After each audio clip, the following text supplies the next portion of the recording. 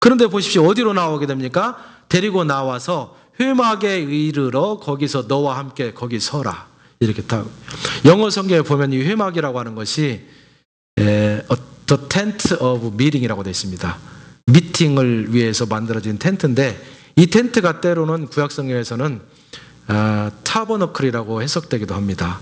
뭐냐면 이동용 성전이죠. 광야에서 예루살렘에 있는 성전 안에서 예배할 수 없기 때문에 광야에서 이동하면서 텐트를 쳐서 성막을 구성합니다. 근데 그 타버너클, 이동용 성막 안에는 무엇이 있습니까? 십계명을 담고 있는 언약궤가 있습니다. 그 언약궤가 있는 곳이 바로 이 회막이고 성막이고, 또 좀 더 넓게 해석을 하면은 하나님께서 피지컬리 사람의 귀로 들릴 수 있는 음성과 모습으로 현현하는 장소가 바로 타버너클입니다. 옛날에는 하나님께서 지도자에게 나타날 때 다른 곳에서 나타나지 않냐고 항상 성막에서 나타나셨습니다. 성전에서 나타났습니다. 그러니까 70명을 데리고 나올 때 다른 데로 가지 말고 하나님께서 나타나시는 바로 언약궤가 있는 그 성막으로 데리고 나오라, 이렇게 지금 요청하고 있습니다. 다른 말로 해석을 하게 되면 사람들을 원망하고 사람들을 바라고 힘들어하지 말고 그 70명을 뽑아서 자기 나름대로 그 100, 200, 240만 명을 도우려고 하지 말고 나한테 나오라. 나한테 하나님 앞에 나오라. 하나님께서 문제의 해결책이 있고 하나님께서 문제를 해결할 수 있는 방법뿐만 아니라 해결할 수 있는 실력과 능력과 모든 은혜까지도 주실 것이라고 하는 하나님의 요청이 거기에 있었던 것입니다. 어려움 가운데 처해 있습니까? 여러분, 물론 교회에서 목회자들이나 지도자들에게 여러분이 와서 기도를 요청할 수도 있습니다. 그러나 가장 궁극적으로 여러분이 나아가야 되는 곳은 성전입니다. 성전에서 누구를 만나야 됩니까? 여호와 하나님을 여러분이 만날 수 있어야 됩니다. 여러분의 문제의 주관자이시고 여러분의 문제 해결하기를 원하시고 가장 적당한 때를 따라서 가장 적당한 음성으로 응답하시기를 원하시는, 또 그렇게 하고 싶어서 어쩔 줄을 몰라 하고 계시는 그 하나님을 여러분이 만나는 순간 여러분의 문제가 해결될 수 있기 때문입니다. 네, 그런 것입니다. 그래서 17절에 보면 내가 강림하여 거기서 너와 말하고 내게 임한 영을 그들에게도 임하게 하리니, 이렇게 말하고 있습니다. 70명의 장로급들을 다 데리고 성막하게 나왔을 때 그들과 함께 얘기하는 건 아니지만 그들 앞에서 내가 모세인 너와 함께 이야기를 할 것이고 너에게 부어주셨던 성령의 그 충만한 인다우먼트, 성령 충만함을 이 70명에도 골고루 나누어 줄 것이다, 이렇게 말합니다. 모세, 중요한 것은요, 모세는 하나님으로부터 부름 받았을 때 자기가 처음에는 거부를 했지만 하겠다고 응답한 다음에 하나님께서 모세에게 하나님의 신인 성령을 부어주셨습니다. 하나님께서는 사람을 불러서 하나님의 사람으로 만들고 하나님의 일을 맡길 때는 분명히 그에게 성령의 충만함을 넣어주십니다. 왜 그렇습니까? 우리가 감당해야 되는 성스러운 하나님의 일, 이것은 우리의 실력과 우리의 능력으로 할 수 있는 부분이 아니라 성령의 신으로만 감당할 수 있는 부분이기 때문입니다. 그 어떤 사람도 하나님께서 내 일을 맡기면서 그냥 가라고 한 사람이 없습니다. 그에게 성령을 불어넣어 주셔서 하나님께서 나를 대신해서 일하시겠다고 말씀하시는 것을 보게 됩니다. 여러분도 마찬가지입니다. 신약시대에는 여러분 각자가 하나님으로부터 부름을 받고 여러분 각자가 성직자로 하나님 앞에 다 서는 것입니다. 하나님 앞에 부름받고 서는 순간 여러분은 하나님으로부터 하나님의 영을 받게 되는 것입니다.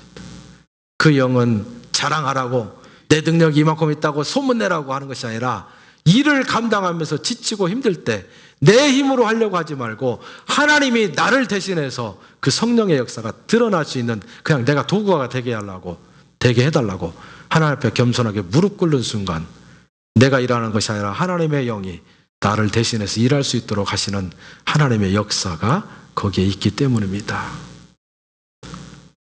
그래서 모세는 처음에 부름을 받았을 때 하나님의 영이 그에게 임했습니다. 하나님의 영이 그에게 임했기 때문에 모세는 적어도 원망을 들을 때에 하나님의 영이 아직 임하지 않은 백성들을 향해서, 사람들을 향해서 똑같이 소리 지르는 것이 아니라 하나님 앞에 나아갈 수 있었던 것입니다. 이스라엘 백성들이 왜 눈에 보이는 사람들을 향해서 그렇게 모세를 향해서 그렇게 원망했겠습니까? 그들이 하나님이 일하시는 것을 눈으로 보았지만 그들 가운데 성령의 충만함이 임하지 못했기 때문입니다. 아직도 인간적인 습성이 남아있기 때문이었습니다. 아직도 내 성격이 드러나고 있는 상황이었기 때문에 다른 것을 보지 못하고 있는 것입니다. 근데 성경에 보면 모세에게 이야기하기를, 영어 성경에 보면 이렇게 나와 있습니다. 너에게 부어주셨던 성령을 내가 취하여 테이크해서 다른 70명에게 똑같이 나누어 줄 것이다, 이렇게 되어 있습니다. 보십시오.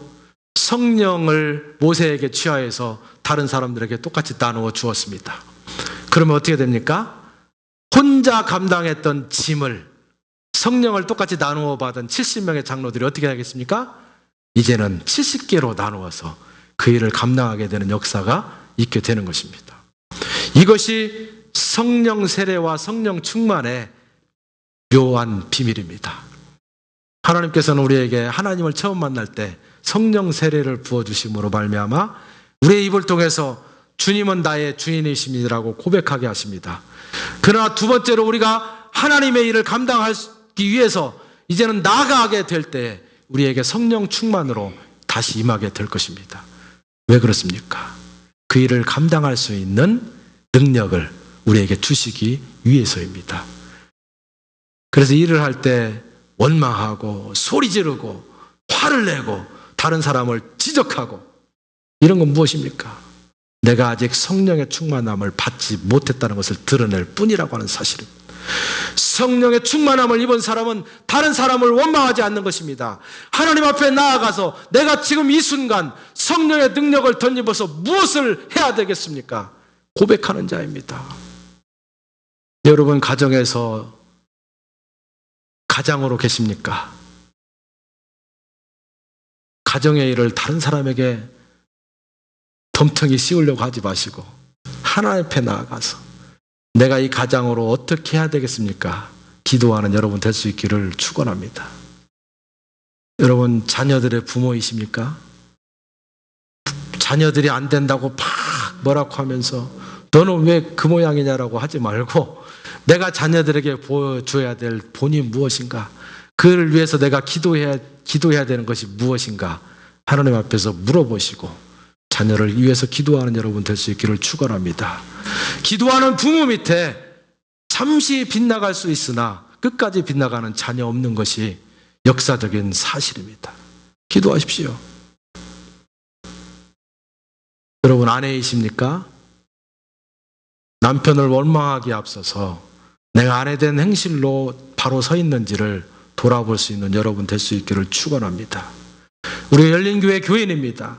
열린교회 성도입니다. 열린교회가 이렇다 저렇다 여러분 문제를 끌어내는 것을 기뻐하시는 분들 없으리라고 생각합니다. 그러나 나도 모르게 혹시 그렇게 얘기하는 사람이 있습니까? 여러분, 하나님 앞에 나아가서 나에게도 성령 충만을 주십시오. 사람을 바라보고 상황을 바라보고 교회를 바라보고 원망할 것이 아니라 내가 하나님 앞에서 모세가 기도했던 것처럼 그러한 사람으로 서게 해 주십시오. 나에게도 모세에게 주셨던 성령의 충만함을 덧입혀 주십시오. 기도할 수 있는 여러분 될 수 있기를 축원합니다. 마지막으로 우리가 얻을 수 있는 교훈은 무엇이냐면요, 이것입니다. 왜 이스라엘 백성들에게 하나님께서 어려운 시험 가운데 40년이라고 하는 세월을 흐르게 하셨겠습니까? 뿐만 아니라 모세는 그 어려운 사람들을 데리고 40년 동안이나 힘들면서 그렇게 철퍼덕 광야에서 걸었겠습니까? 하나님께서는 하나님 앞에 백성들이 나아오기를 원하기 때문입니다. 그런데 대부분의 이스라엘 백성들은 애굽을 떠나오면서 하나님을 찬양하고 하나님 앞에 나아가기는커녕 자기들의 필요와 자기들의 근성과 자기들의 옛날에 종으로 있었던 그런 근성들만 남아있어서 안 주면 원망하고 주면 그 순간 그것 자체에 기뻐하고 하는 습성들이 지금도 남아있었던 것입니다. 하나님 앞에 나아가지 아니하고 자기들의 습성에 머물러 있었기 때문에 하나님께서는 그들이 나아가게 나아올 수 있도록 하는 기회를 끊임없이 주신 것입니다. 그래서 70명을 뽑을 때도 거기에 머물러 있지 말고 나에게 나아오라고 요청한 것입니다. 모세도 마찬가지입니다. 네가 거기서 원망하고 있지 말고 그 사람들을 데리고 나에게 나아오라. 그러면 문제가 해결될 것이라고 그들에게 말씀하신 것입니다. 지금도 마찬가지라고 생각합니다. 나에게 나아오라. 그리고 나에게 부르짖어라. 너의 마음이 어떤 것인지를 한번 나눠보자. 그러면 하나님께서는 우리의 마음을 몰라서 그런 것이 아니라 하나님은 우리의 마음을 아시지만 그러나 우리의 자발적인 선택으로 하나님 앞에 나아오기를 원하시기 때문에 우리에게 요청하고 있는 것입니다. 여러분 가운데 어려운 상황들이 있습니까? 이것은 하나님께서 나에게 주시는 기회라고 하는 사실을 기억하실 수 있기를 바랍니다.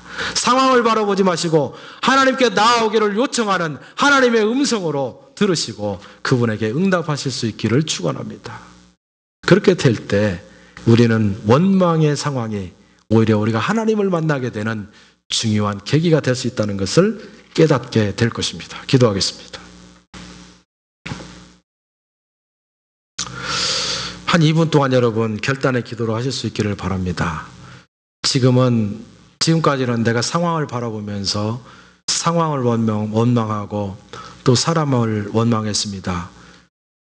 그러나 그 상황이 문제가 아니라 하나님께서는 그 어려운 상황을 통해서 하나님 앞에 나로 하여금 나아올 수 있도록 하는 기회였다는 것을 알게 되었습니다.